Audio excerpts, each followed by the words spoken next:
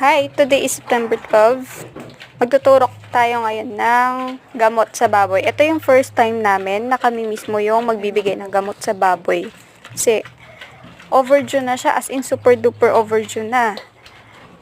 Ilang days na hindi pa siya nanganganak. Ang due date niya is nung September September 4. September 12 na ngayon. Grabe. So, kinakabahan kami, natatakot kami. Pero, ganyan talaga. Kailangan mo labanan yung fear mo. Kasi nangingibabaw yung awa namin sa baboy. Gusto namin masave yung baboy namin. So, para may labas na yung nandun sa tiyan niya, tuturukan namin itong Lutalize. Kung saan pa kami naghanap nitong gamot na to. Nahirapan kami, nakarating kami sa super ilang barangay na. Buti may nabilhan kami.